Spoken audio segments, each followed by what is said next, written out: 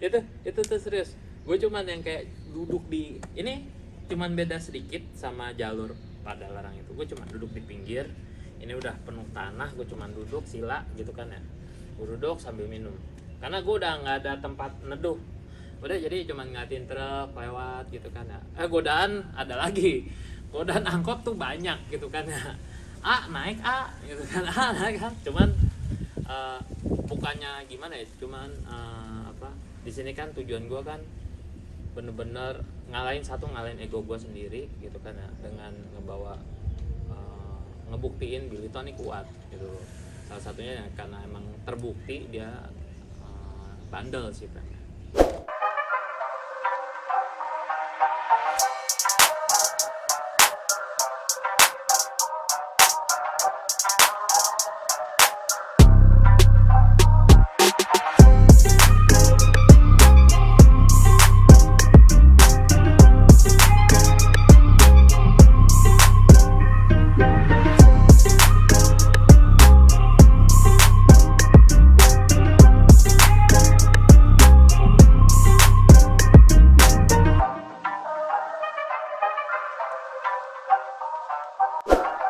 Hai, sore.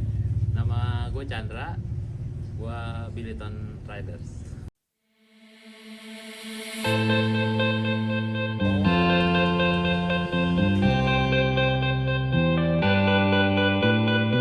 Mau cerita aja, kemarin waktu pas pengalaman pakai Billyton dari, kalau gue sih dari Jakarta ke Bandung jatuhnya ya. Sama rekan gue juga satu namanya Adi juga sama, dia juga dari Jakarta ke Bandung juga jatuhnya. Tapi karena kita acaranya startnya dari Bogor, itu sih kita start dari jam 6:30 pagi. Alhamdulillah kita sampai di Bandung itu jam 7:30 malam. Cuaca cerah, cuman udah ke siang itu hujannya lebat, terutama pas di checkpoint 2 itu lebat banget. Sampai checkpoint 3 sedikit mencekam sih ya keadaan jalannya, apalagi menuju ke Padalarang itu batu-batu sama tanah itu udah turun ke jalan. Yang udah pernah ngelewatin jalur Padalarang pasti ngerti lah jalurnya kayak gimana. Itu batu-batu kecil sama tanah-tanah itu udah turun ke aspal. Nah itu yang bikin mencekam sih sebetulnya, dan di situ udah kena jam 5:30 di Padalarang.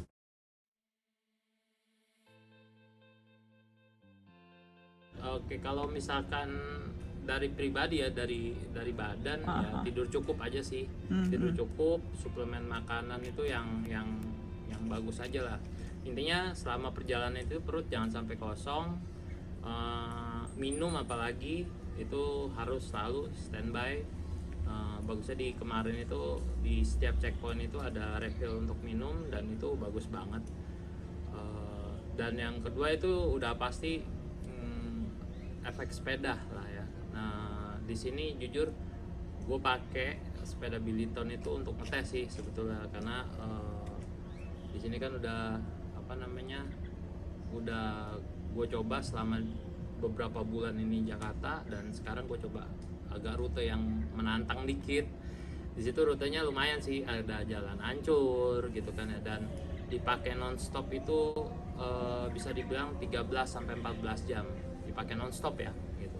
Dan alhamdulillah so far nggak ada kendala. Sebetulnya yang ditakutin bukan frame-nya ya, tapi ban meletus itu pas pada saat turunan. Ban meletus pas pada saat turunan itu benar-benar dikhawatirin sama kita berdua, sama teman saya satu lagi, Om Adi. Itu benar-benar kita khawatirin.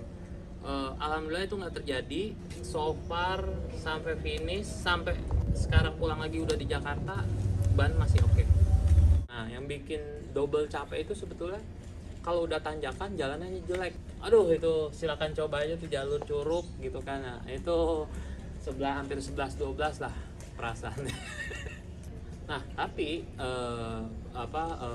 enaknya tuh setelah dari melalui rute tersebut di Jakarta tuh cuman kayak nemu flyover tuh, iya sih cuma flyover gitu. Kecil gitu kan. Tapi serius, seharian kan abis rute Bogor Bandung itu kan selesai nginep tuh udah, dan di Bandungnya masih pakai sepeda, masih warawiri. Dan di Bandung itu kan ke daerah Ciampelas dikit itu udah nanjak, walaupun nggak terasa ya nanjaknya, tapi gila juga sih nanjaknya gila. Terus ke jalur Cipedesa itu gila juga, tetap pakai ini. Dan itu makanya sebetulnya enak banget pakai frame alloy, dan alhamdulillah sih kuat. Itu aja sih. Kalau di Silocom-nya yang gue pakai itu 131 sampai finish dari tempat penginapan di Bogor sampai ke tempat penginapan di Bandung itu 131. Elevasinya itu 2100 ya, elevasi 2100. Jadi bisa kebayang lah ya nanjaknya itu kayak gimana. Udah badan udah basah kena hujan campur keringat. Terus jadi pas hujan itu agak asin-asin gitu, itu bukan hujan, itu keringat ya kan, Air mata kali ya. ya. Nah itu juga parah tuh, perih banget tuh gitu kan ya. Air mata nangis ya sih. Jadi itulah yang paling berkesan itu sebetulnya pas kalau jalur puncak udah pada tahu lah ya kayak gimana. Ke Mangade udah, apalagi yang udah biasa ke Mangade ya begitu aja lah jalurnya gitu kan. Cuman yang pada larang ini nih yang agak berkesan nih buat gue gitu kan. Mau nanjak mau turun itu berkesan, karena satu, tantangannya tuh truk besar itu udah yang paling cuman 10 cm atau 20 cm lah di stang. Itu truk-truk gede dan mereka jalannya pelan karena itu nanjak.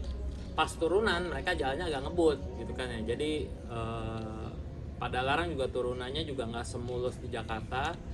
Itu bumpy, bergelombang, terus ada lubang-lubang juga. Sampai nanti kita ke Bandungnya itu akses ke sananya tuh ya silakan dinikmati. Itu udah pokoknya gini. Pada saat badan udah kering di checkpoint 3, karena itu masih gerimis, tapi karena kita neduh sebentar badan udah kering, itu udah ada kristal dan itu keringat ya. Keringat, kalau udah kita pegang gini itu kristal itu udah keringat. Satu. Yang kedua, kita sampai pegang kristal kaki-kaki ini begini tuh itu udah kristal semua. Dan ya karena udah hujan kan ya, keadaan tuh udah hancur banget, dalam artian hancur tuh udah kotornya minta ampun. Ini udah tanah terus rantai udah penuh tanah, terus sepatu juga udah pasti penuh tanah. Itu udah ngaco. Belum lagi cipratan motor tuh yang dari belakang ke muka. Nah itu udah chaos juga sih. Udah asik banget ya. Pokoknya nggak bisa didapetin kalau kita nggak sepedaan itu gitu kan. By the time itu di start itu udah hati-hati di jalan, itu mau mundur udah malu coy. Apalagi pas udah menuju Gunung Mas, itu udah tensin banget sih kalau gue balik lagi deh ke Jakarta gitu. Udah tensin banget gitu. Nah checkpoint 3 pas jembatan panjang menuju checkpoint 2 itu jembatan panjang menuju Cipularang itu ya baik lagi ya, riders atau pengendara itu kita harus prepare lah ya. Kalau misalkan nggak prepare ya kejadiannya, karena kemarin gue itu jujur gue gemeter karena lapar, jadi gue harus berhenti makan sebentar, snack gitu, dan gue lanjutin. Maghrib di tengah hutan di Padalarang tuh nggak enak cuy. Sendirian itu nggak enak, bener nggak enak. Nah tapinya sih sepengalaman gue pernah nyasar di Bali Barat, Taman Nasional sendirian juga jam 9:30 malam, kayaknya itu bisa ngebantu gue untuk meredamin was-wasnya itu. Tapi ya masalahnya itu jalanan licin. Pada saat air turun itu udah kelihatan yang lubang yang mana. Itu udah, jadi pas kita udah lagi nge-push, lagi cadence full, tiba-tiba jalan cedak. Itu udah gak enak banget. Udah mesti ulang lagi kayak gitu kan ya. Dan di tengah hujan kita udah nggak tahu ya, kita duduk sambil kena hujan kayak gitu, udah duduk aja. Udah pasrah udah. Berikut juga yang harus disiapin itu kalau pas kita udah lagi climbing atau lagi nanjak, yaitu satu, nggak usah dadakan mindahin ke yang ringan, posisi yang ringan, tapi ya nggak usah di push juga, cadence kita nggak usah di push, ya kita nikmatin aja, itu sih pengalaman. Tapi pas turun ini itu yang jadi challenge karena ini kan ring brake ya, bukan disc brake. Jadi challenge-nya di kita berdua itu sebetulnya yang kekhawatiran tadi adalah bannya bocor karena efek panas kan. Ya paling yang harus dipersiapin itu bukan skill sih, tapi intinya bakal belajar kok kalau kita sama-sama sering sepedaan. Turunan panjang itu dari puncak pas itu sampai ke Cianjur bawah itu nggak ada berhentinya. Let's say kita omongin 1,5 jam sampai 2 jam itu nggak berhenti turun itu. Dan kalau misalkan kita lost speed kita ini, speed dan kecil ini bisa sampai 60 km per jam gitu kan. Kebayang kan sepeda itu sampai 60 km per jam, turunan bawa beban gue sama front block gitu kan ya, terus harus ngerem. Nah paling harus disiapin itu remnya tuh nggak usah berbarengan, jadi ganti-gantian, jangan nggak usah terlalu ditekan. Nanti kalau terlalu ditekan itu ya satu resikonya kita terbalik, atau enggak pelek atau rimnya itu cepet panas, yang ngakibatin ban dalamnya itu juga ada udara di dalam itu jadi panas, terus dia meletus gitu kan. Itu yang biasa terjadi. Nah kita ganti-gantian aja, rem depan, rem belakang, rem depan, rem belakang gitu kan ya. Dan kalau misalkan memang ada yang benar-benar harus berhenti, kita pakai feeling aja gitu kan. Misalkan wah ini harus berhenti nih dalam turunan curam itu, turunannya itu 20% ya, 10 sampai 20% ada gitu kan. 20% tuh yang pas ditapal kuda, sisanya 10-15an gitu, 8 sampai 10% kemiringannya. Kita harus siapin sepedanya tuh, apa yang kita kendarain tuh itu harus udah fit juga sih gitu.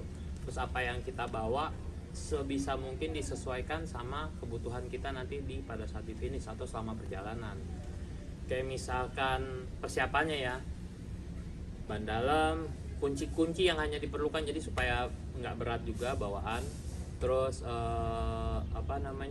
ya jas hujan itu perlu gitu kan. Cuman pada saat kenapa gue bilang gue basah itu gue salah, masih salah aja gitu kan, naruh jas hujan terlalu dalam, jadi gue udah males buka tas jadi udah kepalang basah. Terus apalagi sepatu itu banyak sih yang suka pakai sendal gitu kan. Cuman pribadi di gue mendingan basah sepatu, soalnya aman. So far pengalaman yang luar biasa pakai ring 16 plus 3 lipetan. Kalau mau dibilang kenapa nggak naik angkot, ya bisa gitu kan. Tapi ya balik lagi, ini untuk ngalahin ego gue sendiri sama ego temen gue juga. Itu tantangan tersendiri. Banyakan orang pakai MTB dengan rim-rim lebar, ya kalau menurut gue itu udah normal ya. Kita touring pakai ban-ban bertapak besar atau berdiameter besar. Tapi untuk berdiameter kecil ya, kalau lu mau dapat pengalamannya lu cobain sendiri. Setengahnya gue udah sedikit bercerita lah di sini. Thank you.